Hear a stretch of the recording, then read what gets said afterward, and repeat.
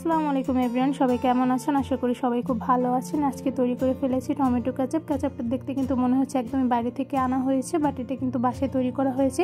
এই টমেটো কেচাপটা কিভাবে তৈরি করেছি আর সাথে কিভাবে সংরক্ষণ করা যায় টমেটো কেচাপ, তাই আজকে আপনাদের সঙ্গে শেয়ার করব। তো দেরি কিসের, চলুন ফুল ভিডিওটি দেখে নেওয়া যাক।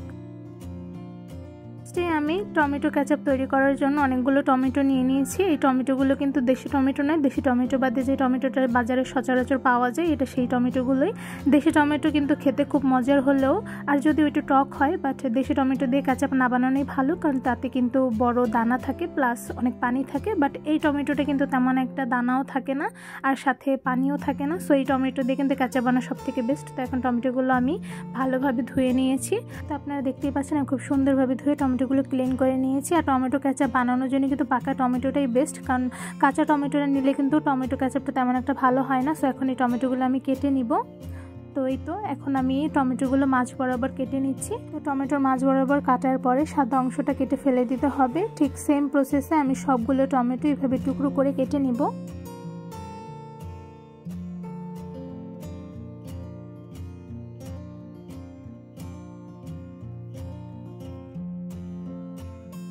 তো টমেটো কিন্তু আমার কেটে নেওয়া হয়ে গিয়েছে।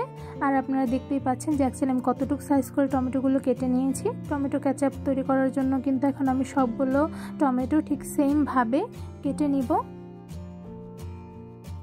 এই তো সবগুলো টমেটো কিন্তু আমার কেটে নেওয়া হয়ে গিয়েছে। সেম প্রসেসেই কিন্তু আমি সবগুলো টমেটো কেটে নিয়েছি। আপনারা দেখতেই পাচ্ছেন অ্যাকচুয়ালি টমেটোগুলো আমি কতটুকু সাইজ করে কেটে নিয়েছি।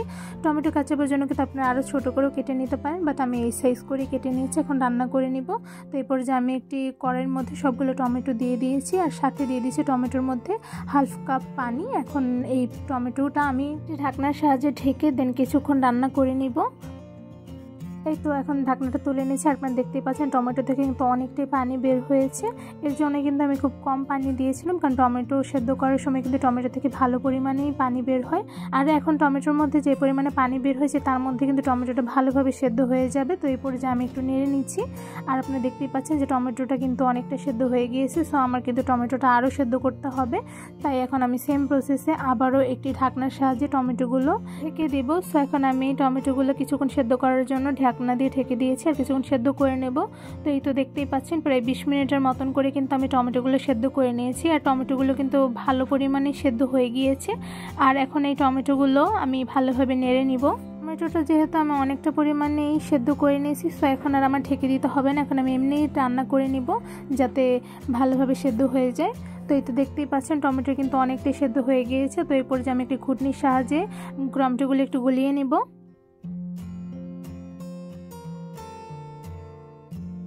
আমি কিন্তু ঘুটনির সাহায্যে টমেটোটা অনেকটাই গলিয়ে ফেলেছি। তো এই পর্যায়ে আমি আরও কিছুক্ষণ প্রায় 10-15 মিনিটের মতন টমেটোগুলো রান্না করে নেব যাতে প্রপারভাবে টমেটোগুলো গলে যায়। তো এই পর্যায়ে আমি এখন একটু ভালোভাবে জাল দিয়ে নিচ্ছি।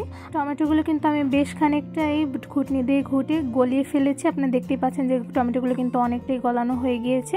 যেহেতু আমি আজকে কোনো প্রকার ব্লেন্ডার ইউজ করব না, তো সেই ক্ষেত্রে কিন্তু আমি ভালোভাবে ঘুটে দেন টমেটোগুলো গলিয়ে ফেলবো।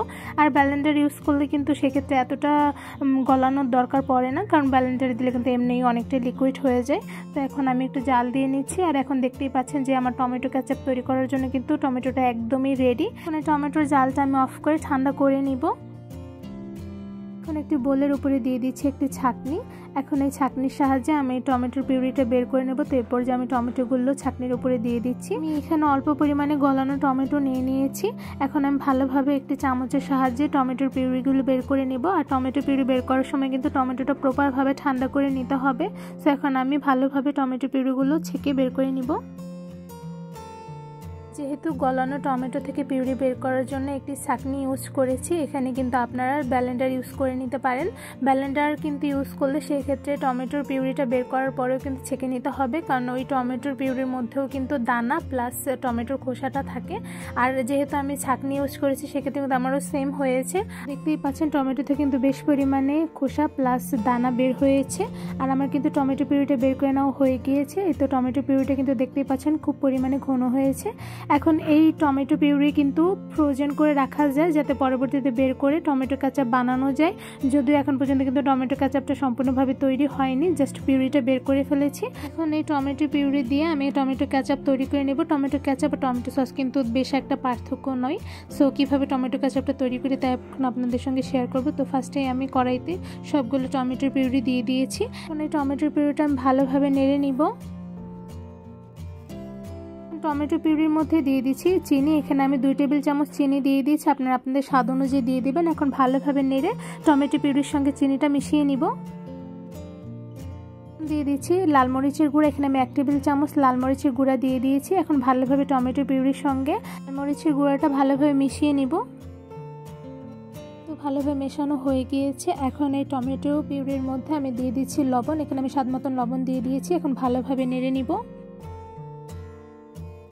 ভালোভাবে মেশানো হয়ে গিয়েছে। আমি যেহেতু টমেটো কেচাপ বানাবো আর এটা যেহেতু সংরক্ষণ করব, তাই এই টমেটো পিউরির মধ্যে দিয়ে দিচ্ছি ভিনেগার। এখানে আমি 2 টেবিল চামচ ভিনেগার দিয়ে দিয়েছি। এবার ভালোভাবে নেড়ে টমেটো পিউরির সঙ্গে ভিনেগারটা মিশিয়ে নেব। ভিনেগার দিলে কিন্তু টমেটো কেচাপ অনেকদিন পর্যন্ত ফ্রোজেন করে রাখা যায়। টমেটো কেচাপটা কিন্তু এখন পর্যন্ত বেশি ঘন হয়নি। তো এই পর্যায়ে আমি একটি বাটির মধ্যে দিয়ে দিচ্ছি 2 টেবিল চামচ কর্নফ্লাওয়ার আর সাথে দিয়ে দিব 2 টেবিল চামচ পানি। যেহেতু এখানে আমি 2 কেজি টমেটো নিয়ে নিয়েছি, তাই এখানে আমি 2 টেবিল চামচ কর্নফ্লাওয়ার দিয়ে দিয়েছি। এবার পানির সঙ্গে ভালোভাবে কর্নফ্লাওয়ারটা গুলিয়ে নিব। তো দেখতেই পাচ্ছেন যেমন ভালোভাবে কর্নফ্লাওয়ারটা কিন্তু গুলানো হয়ে গিয়েছে। এখন এই কর্নফ্লাওয়ারটা একটা সাইডে আমি রেখে দিব। তো এখানে দেখতেই পাচ্ছেন টমেটো পিউরিটা কিন্তু অনেকটাই ঘন হয়ে গিয়েছে। যেহেতু আমি টমেটো কেচাপ তৈরি করব, সো আমার এই টমেটো পিউরিটা কিন্তু আরও ঘন করে নিতে হবে। তো এই পর্যায়ে আমি এই টমেটো পিউরির মধ্যে দিয়ে দিচ্ছি কর্নফ্লাওয়ার। এখানে আমি যে কর্নফ্লাওয়ারগুলো গুলিয়ে রেখেছিলাম তাই দিয়ে দিয়েছি। এখন টমেটো পিউরির সঙ্গে কর্নফ্লাওয়ারটা ভালোভাবে মিশিয়ে নেব। তো এই পর্যায়ে আমি নেড়ে নিচ্ছি। আর টমেটো কেচাপ বানানোর সময় কিন্তু ননস্টপ নেড়ে নিতে হবে, নয়তো বা টমেটোটা কিন্তু ফুটতে পারে। তো দেখতেই পাচ্ছেন টমেটোটা কিন্তু অনেকটা ঠিক হয়ে আসছে। এই পর্যায়ে আমি আরও কিছুক্ষণ নেড়ে নিব, নেড়ে রান্না করে নেব যাতে প্রপারভাবে টমেটো কেচাপটা তৈরি হয়ে যায়। তো এখন আমি ভালোভাবে জাল দিয়ে রান্না করে নিব।